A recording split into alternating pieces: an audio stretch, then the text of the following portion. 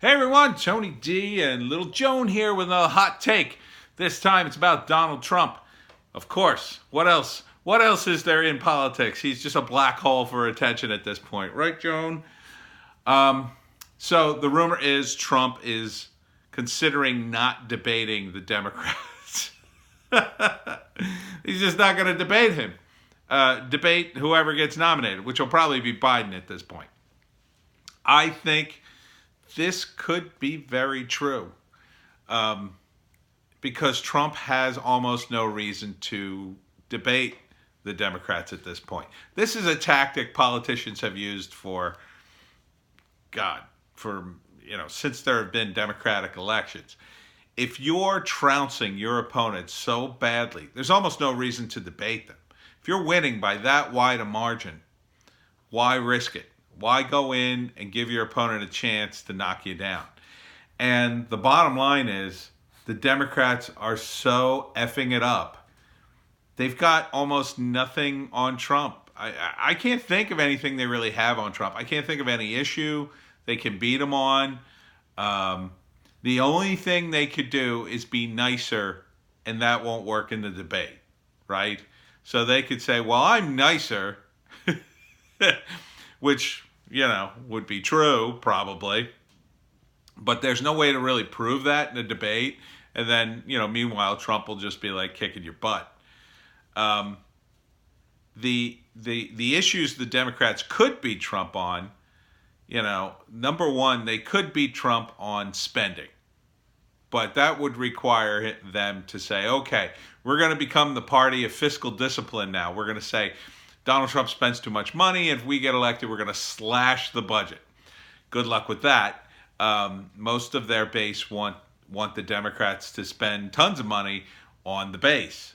So that's not happening. Tulsi Gabbard has the tactic that can work, which is I'm going to be the anti-war candidate. Join me and we'll get out all these wars. Now that, huge sell. But you're not going to see Biden do that. He can't. Even if he decided to do that, he couldn't sell it. Definitely not Warren. Bernie, maybe.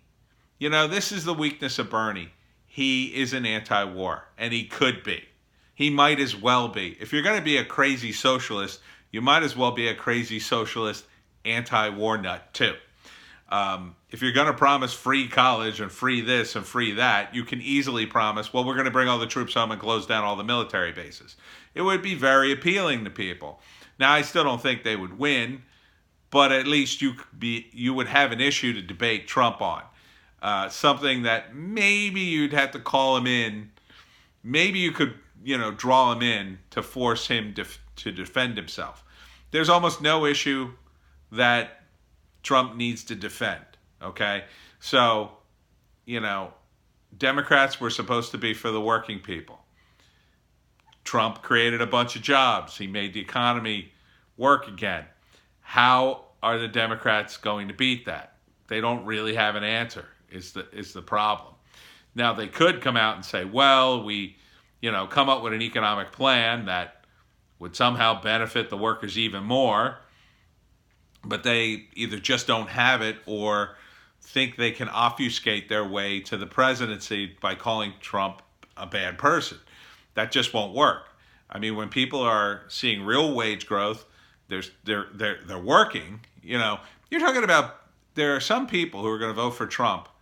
They didn't work, through the Obama administration. They didn't work for a long time, and then suddenly they started working.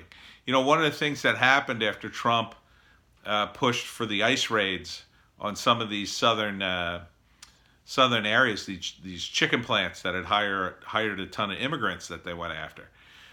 Now, they didn't do what they should do, which was go after the chicken plant.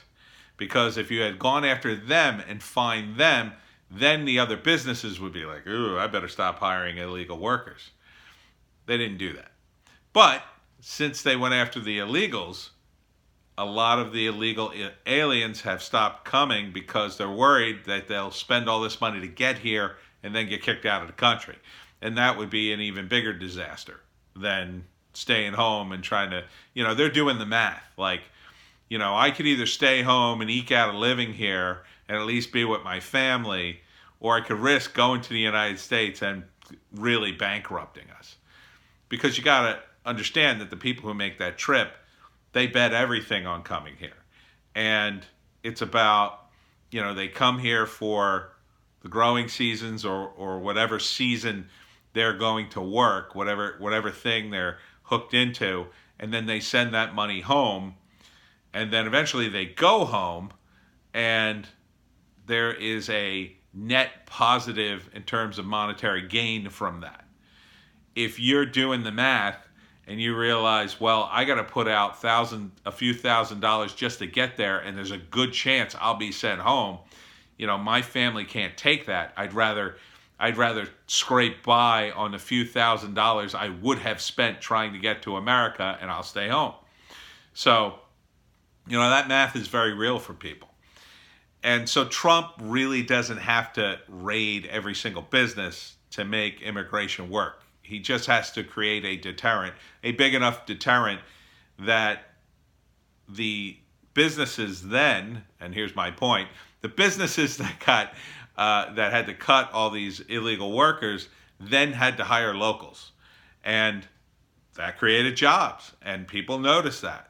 So if you notice, like, the local chicken plant only hired illegal workers at a cut rate, and then they got raided and they all left, and then they hired everybody for minimum wage, you got to be like, huh, and if you're one of those people who benefited from a minimum wage job, you're making some money that you weren't before. And, you're not going to get rich, but at least you're making something. It's about making something. It's about creating opportunities. Trump's economics has done that. There's no way around it. I didn't think it would work. Believe me, when I said, when Hillary and Trump were stacked up during the 2016 election, and I'm a libertarian. I didn't want either of these guys, but they said there were two economic plans, and it was Trump's and Hillary's, and they said, under Hillary's, we'll probably do marginally better. And I thought, yeah, that's probably true, because Trump will just spend way too much money. And he has, but he's also gotten amazing results. And the question is, will those amazing results eventually turn the tide on, all the debt and whatnot? We'll see. We'll see in the second term. Maybe he'll finally cut back. Or maybe we'll just be making so much money it won't matter. I don't know. I don't think the math bears Trump's plan out in the long term, but in the short term, people are certainly benefiting. So, what are the Democrats going to answer to that? What could they possibly answer? All they've got Biden, who's just like, well, I'm going to do what Obama did. That's terrible in terms of jobs. But Obama didn't really do much. The economy kind of turned around underneath him towards the end a little bit, but not a lot. He didn't really have much to do with it. Most presidents don't. He didn't renegotiate these trade deals, which are huge. So they're kind of out on that. The Democrats have become very pro-war. Trump seems to be trying to get us out of these wars. He seems to be trying to make peace with North Korea, the Taliban, Russia, all these countries, even Iran at some points. He's made overtures. He has not bombed anybody, and he's clearly, well, other than the Syrians right in the beginning, he hasn't started a major, war. And it seems that the Democrats would seize the day. They would jump at the opportunity. And I think a lot of that has to do with not only who pays their bills behind the scenes, but simply because they've been called wimps for so long that, they can't risk being called wimps. So the anti-war stance for most of the Democrats just won't work. Now, Tulsi Gabbard can make it work because she's a veteran, and she can say, well, I'm no coward. I went to war. What about you? So, she can make it work. Biden can't make it work, doesn't want to. He's a bit of a war hawk, not a super war hawk. none of them are. Um, so the economy and foreign policy are basically off the table. So what do the Democrats have to offer? What do they have to offer? You could say, well, I'll be better to our allies, but who cares? Our allies were screwing us in NATO. So, it required a guy to go, hey, a-holes, pay your fair share and put some pressure on them. And that tactic worked. The NATO allies are paying more. So, he shook things up. That's exactly what a lot of people wanted. This idea that democracy is dying in darkness. I mean, Trump is, democracy was dying under Bush, and the Democrats laid down and died and said, "Oh, we can't say anything. We won't get reelected." And then a lot of them didn't or retired. So the Democrats they're not a strong party anymore. Back in the day when they were anti-war and they had a lot of young blood in their ranks, yeah. But they tended to shift towards identity politics because that was an easier issue to sell. After the Vietnam War ended, the anti-war stance faded and faded and faded until, it flopped and turned to pro-war stance. And that's what you have now. You have a bunch of Democrats who do they appeal to? They appeal to the elites. They appeal to Silicon Valley and their virtue signaling. Cory Booker, my understanding of him, is a lot of his backers are pharmaceutical companies. So how can you expect, really a healthcare thing coming out of his camp? Not that he has a chance in hell being president. Who could possibly debate Trump who has a chance in hell of winning? It's probably going to be Biden. It would be, I think Trump would just absolutely decimate Biden. To some extent, it would be so bad that I think people would feel sorry for Biden, because Trump would look so mean and so powerful as compared to Biden. What's Biden going to do? He's on the campaign trail now. He just can't stop. He just can't stop putting his foot in his mouth. I mean, he told a bunch of coal miners they should learn to be computer programmers. I mean, talk about a very tone-deaf, discompassionate thing to say. Here's a bunch of guys who, they're looking for a reason to vote for Biden. And Biden basically says, hey, why don't you get another job? And Biden has been, he's been talked about, well, we got to go green. We got to get rid of all this coal and fossil fuels.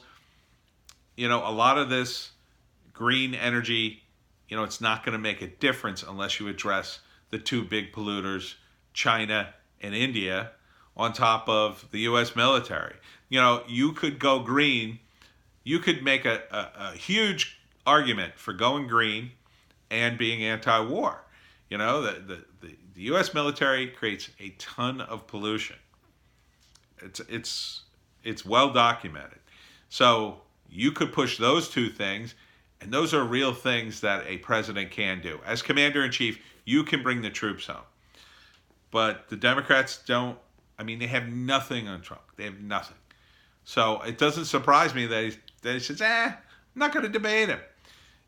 There's not going to be a fair setting. The Democrats won't come to Fox. And I don't even know if Fox is all that fair for Trump. I mean, unless Sean Hannity is running the debate and Sean's totally in the bag for Trump. So, just about any place else is going to be in the bag for the Democrats. And at this point, and you got Andrew Yang and all these other guys who are on the stage who don't stand a chance at hell. Pete Buttigieg could probably hold his own against Trump, but he's not going to win. The Democrats are never going to pick him. Super Tuesday, they're just going to come in and they're going to pick somebody.